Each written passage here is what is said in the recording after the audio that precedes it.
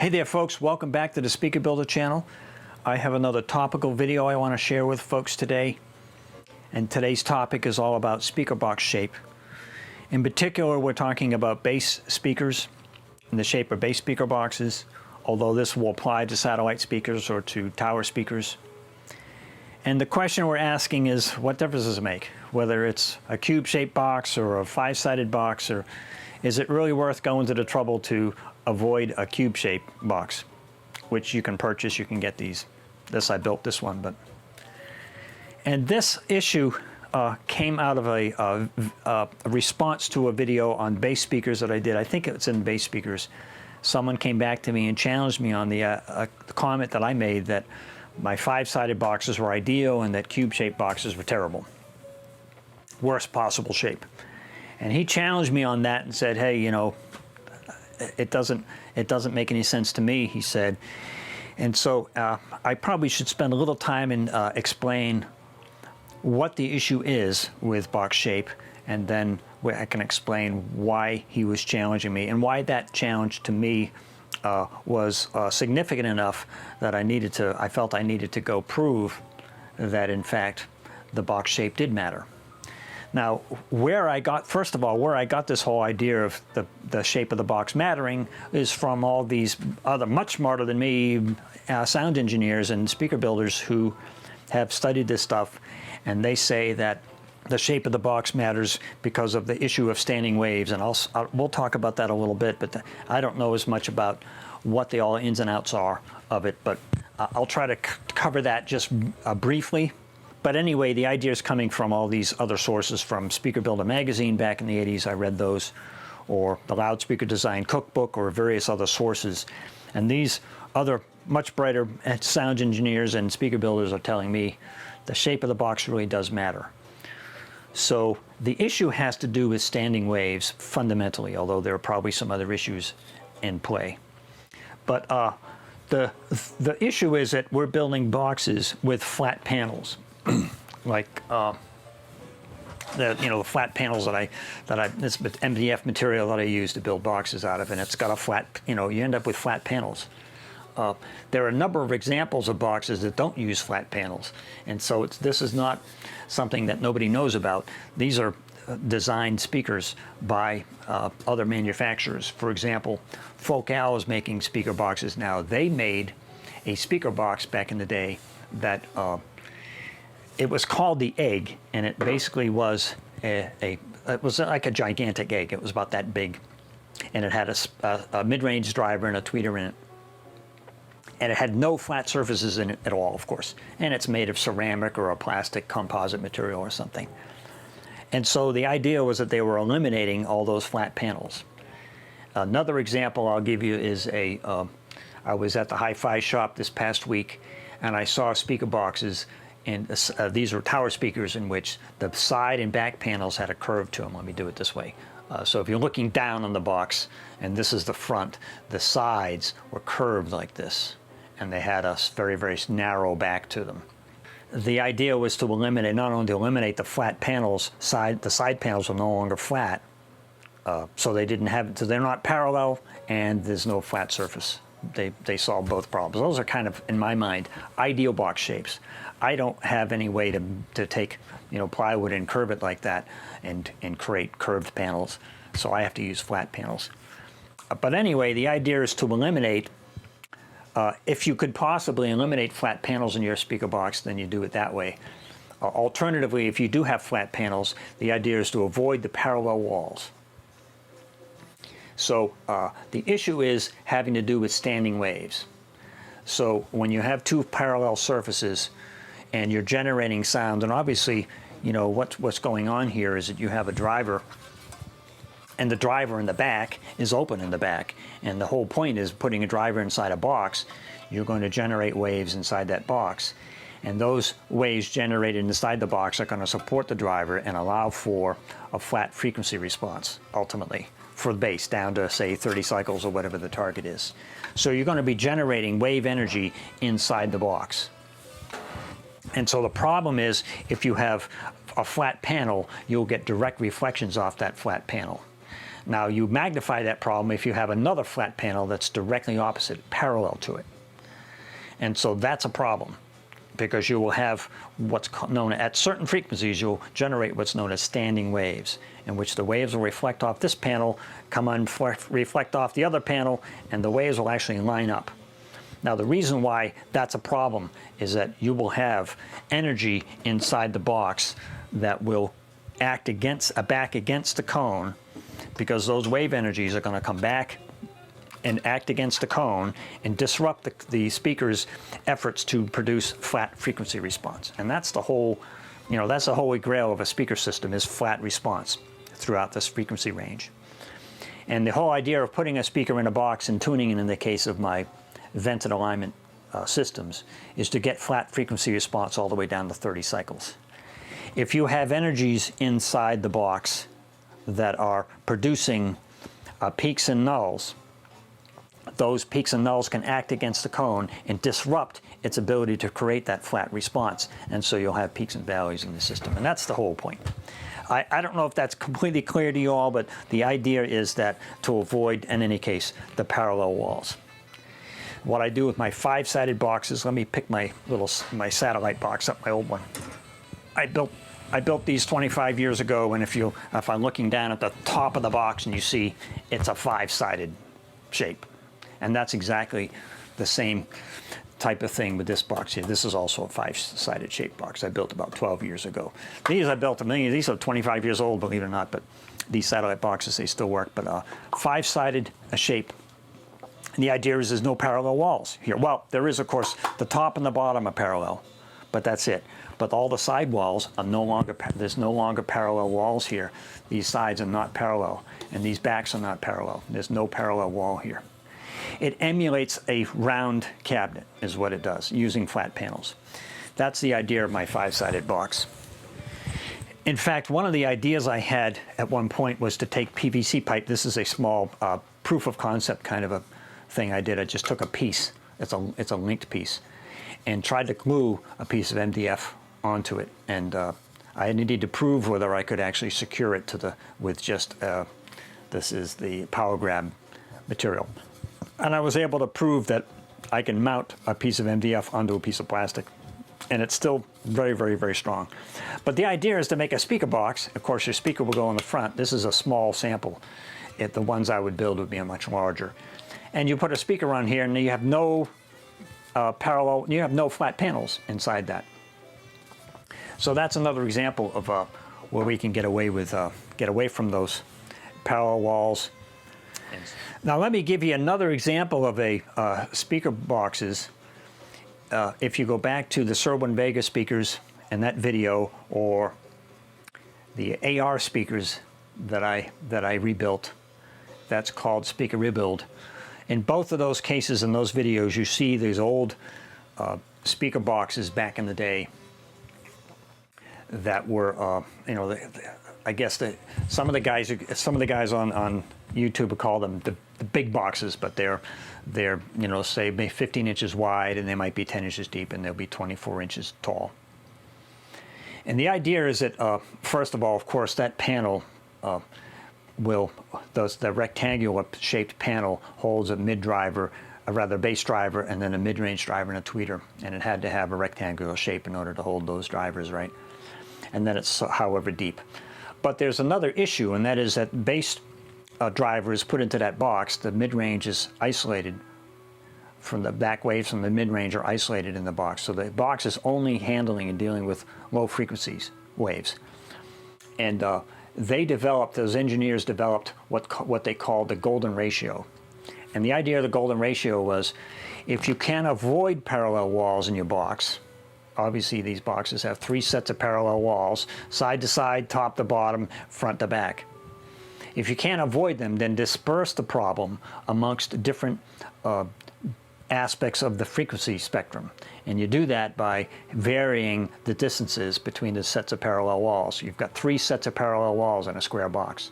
And so the golden ratio was roughly 1 to 1.5 to 2 1/4. And so if it was 10 inches deep, then 1.5 times that's 15 inches. That would be 15 inches wide, and then 2 1/4 times the 10 is 22 22.25 tall. And so 22.5 tall. So you'd have dimensions roughly in that, about 10 inches. They were often 10 inches deep. They were often 15, 16, or 14 or whatever wide, and they were 22, 24 inches tall. And that roughly got them into that golden ratio. And the idea is that the problems between each of the parallel sets of parallel walls was dispersed at various frequencies across the spectrum. And so you couldn't eliminate the problem of the parallel walls and the interference against the base driver, but you could disperse the problems more broadly across the frequency spectrum and minimize the problem that way. So the golden ratio was all about dealing with these reflections and these standing waves and trying to disperse that. So the problem then is with box shape has to do with the fact that we're using flat panels. That would be something to avoid if you could. Second of all, to avoid, if you can't avoid flat panels, to avoid the parallel walls, which is what I've done with my 5-sided boxes. If you have parallel walls, then have 3 different dimensions of parallel wall, the distance between them, that is, being of 3 different dimensions to disperse the problem. But now the worst case scenario would be a cube-shaped box in which the 3 dimensions are all the same. That would be the absolute worst case scenario. And that's basically what I built here, to build the worst case scenario and compare it to my 5-sided box. Now this worst case scenario has the exact same width as depth, not exactly, but within an inch or two, but virtually the same width, depth, and height. And then the other, to make it even worse, I mounted the driver directly in the middle. Notice the driver's offset. It's not in the middle of this box, it's off to above. In fact, this was originally a box for a 12-inch driver, and that's why it's wide. If I were to build the set of boxes for a 10-inch driver, I would build them more narrow, and they'd be taller. And there's reasons for that, but anyway. I won't get into all that right here, but the idea is to not mount the driver in the center of the box. So this is, and most cube boxes are designed exactly like this. They have the same dimensions, width to height to depth, and the driver's mounted in the middle. And so this is the absolute worst case scenario, and this is much, much better. So now let me go back to the challenge that I got from one of my videos. I believe it's the bass speakers video. One of the viewers challenged me on this and said, well, the standing waves issue in bass speakers is not relevant because the length of the wave is so great. And that's a valid challenge. So what are the length of waves? Now these speakers are going to produce, let's say 25 to 100 cycles, those 2 octaves. So 25 to 50 cycles is 1 octave, 50 to 100 is another octave, right? What's the wavelength at 100 cycles? What's the length of the wave? It's about 10 feet. I don't know if that's exactly right. It's in that ballpark. It's around 10 feet, maybe 11, 12, 9 or something. And then when you get down to 50 cycles, it's going to be twice that. It's going to be in the 20-foot range. And then you get down to 25 cycles, you're in approximately the 30, 40-foot range. So those are awfully long waves relative to the size of the box. You haven't even got barely 1.5 feet in here. I think the inside dimensions here are 16 inches approximately, 15 and a half, 15, 14 and a half, whatever they are. And so that's less than 2 feet. And so a driver that's going to produce 100 cycles and produce waves that are 10 feet long and then 20 feet long and 40 feet long, those wave dimensions are so great that dispersed inside a small box, relatively speaking, small box, will not produce any problems, right? That's the challenge. And that challenge was really intriguing to me because it really forced me to really think about, gee, maybe I'm wrong on this. Maybe the cube shape, there's nothing wrong with it.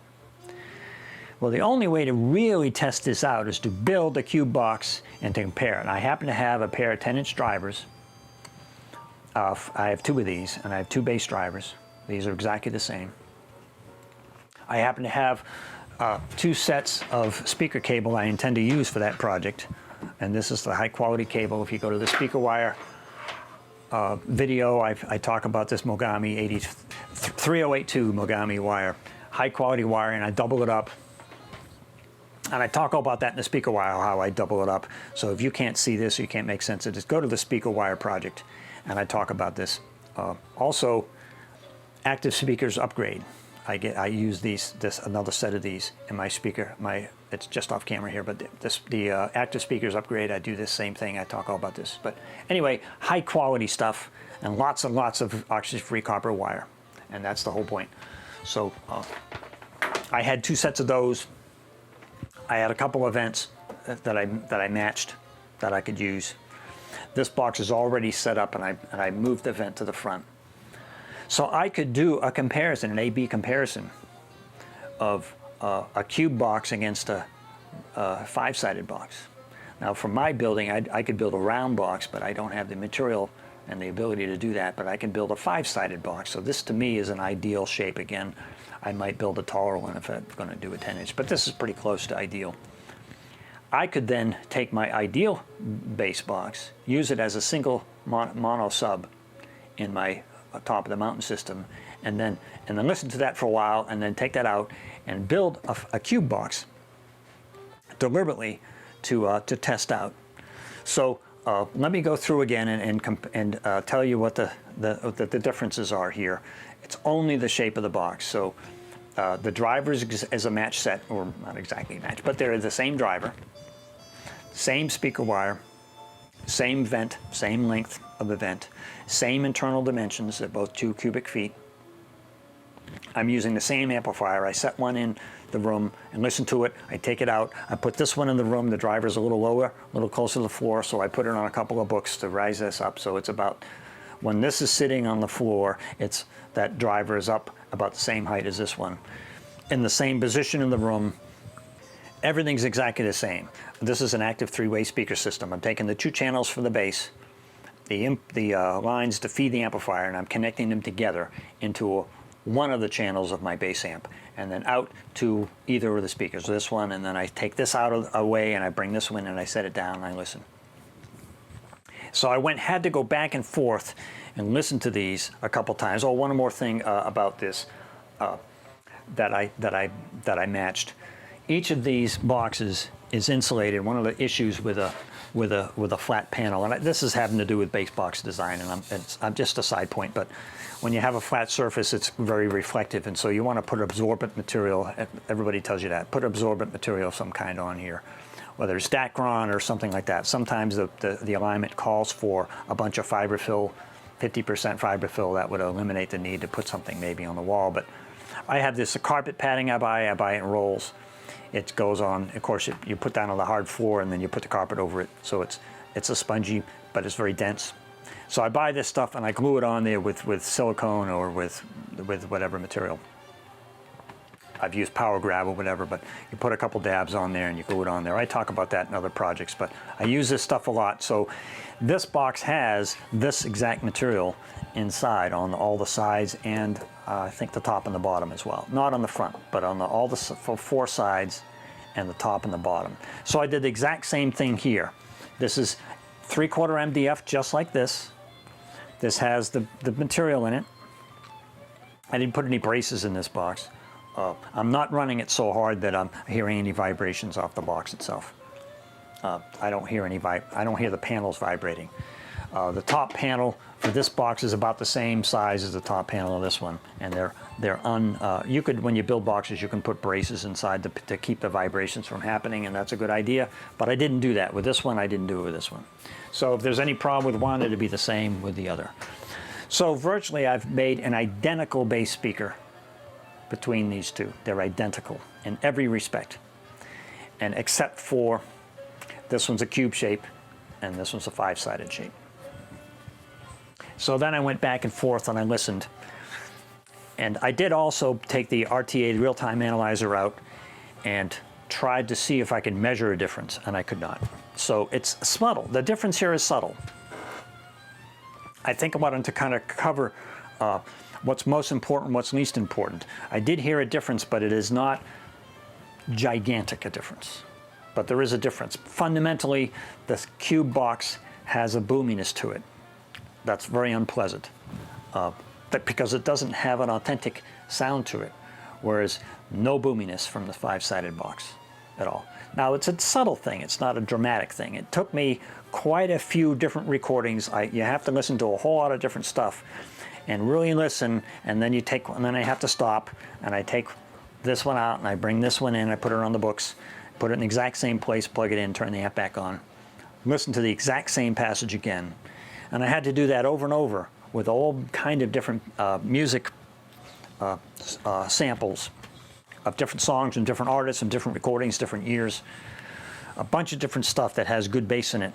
And I kind of know this music. I know what the bass should sound like when it's good. And this system always has that wonderful sound. Of course, I'm listening to bass speaker boxes that have 5 sides to them, so I'm kind of, my ears are tuned in to 5-sided boxes. So when I put this 5-sided box in there, my ears tune right into it, right? So I could be somewhat biased in there, but definitely there was an unpleasant boominess to this cube-shaped box, with everything else being exactly the same. So it does matter. Now, I don't think I covered this yet, so I want to make sure I cover this. What would be, in my mind, the most important for building a bass speaker box? It would be the quality of the driver, and I'll just mention briefly the quality of these drivers. Actually, I thought of these as just cheapy replacements because I just needed some drivers. Once I decided this was not any good for a 12-inch driver, I took the 12 out, I put a new front on it, I cut it out for a 10. I bought a couple of 10-inch drivers. I hadn't recalled until I started doing this project for this video today, the quality of these drivers, whether they were any good or not. And after looking at it, I'm actually really quite impressed with these drivers. They have a 37-ounce magnet. They have a 2-inch voice coil, which, you know, a good 10-inch drivers, you've got to have a 2-inch voice coil. It's got a nice, large vented pole in the back of the magnet. Good large spider. It's got a treated paper cone, which is fine. If paper is very light and you treat it, it'll last a long time, and it's very stiff. Very stiff and very light is good. Nothing wrong with paper. My high quality drivers, the SBs, are paper.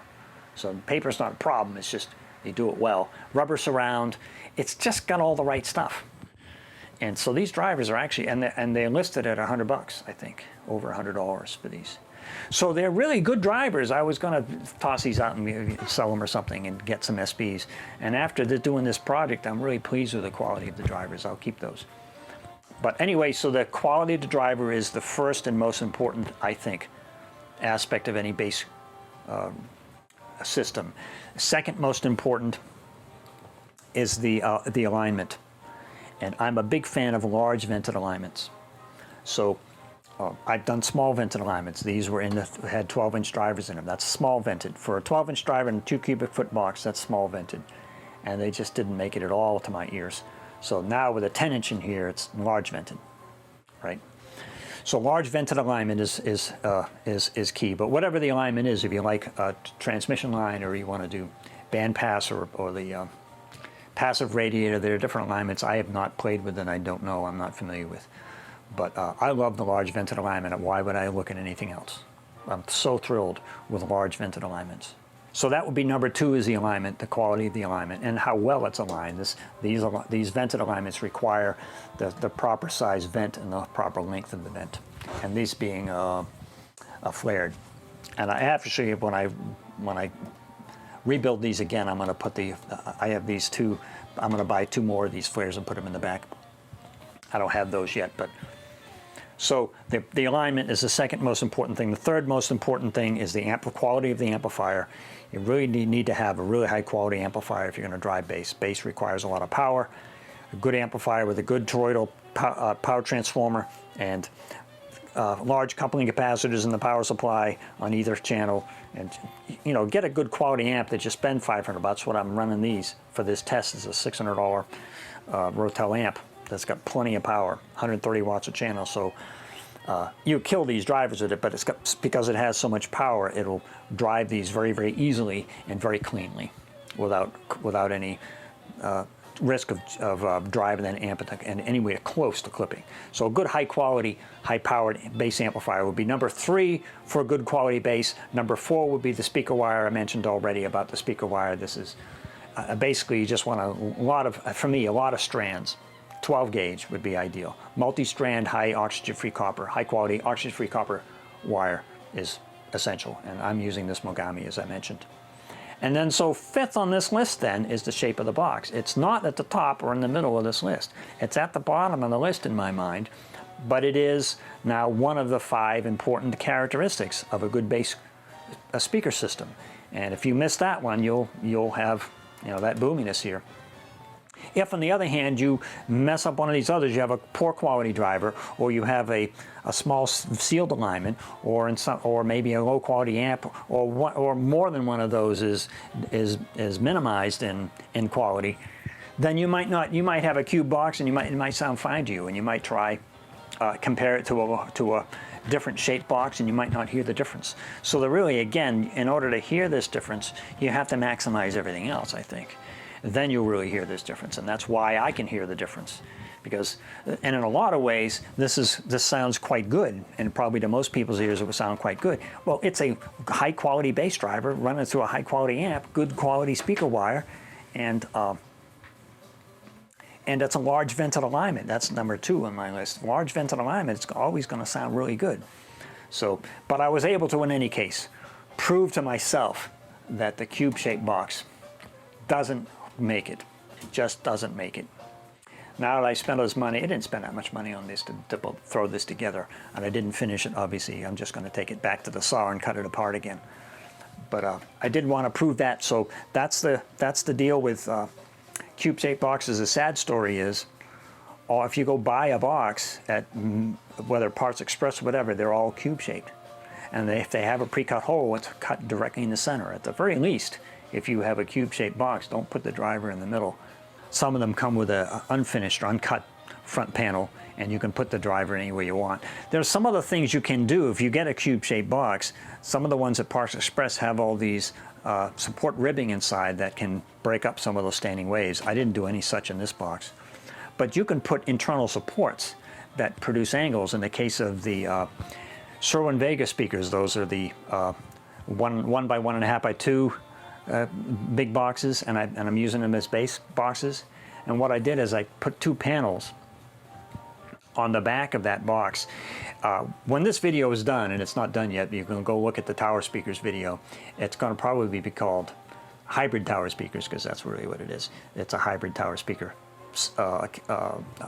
project. But in any case, the back of that box, what I did is the back panel tends toward vibration anyway, so I mounted a panel on the back of it and secured it to the side. So instead of having this corner, I put a panel there on this corner, and I put a panel on that corner. I don't know if that makes sense to you, but so the back of the driver then is not subject to a parallel back wall any longer. Rather, it's subject to these 2 panels that I put in, and I kept it open so it doesn't diminish the internal volume of the box, but it's now subject to these 2 angled panels. So the driver is not being subject to a parallel back wall. And then it also disrupts the parallel sidewalls. So I just put some bracing, used bracing, to not only support the panels in the box, but I disrupt those parallel walls. And I suppose you could do the same thing with a cube box. Just take your cube box, you get those from Parts Express, the front will come off. You can just put some braces inside, use panel pieces of MDF or whatever, and cut that. This is cut at 36, but cut it at 45 degrees, and so it'll sit into the corners, and mount them in. So top to bottom, just put a bunch of them in there, and it will disrupt all those parallel walls, and you can probably make a cube box work. So that would be the suggestion there. The alternative, of course, is you build your own box, as I do, the 5-sided box. Hope that's all very clear. I think I've covered everything I've wanted to cover today. So feel free to comment, and we'll see you all next time.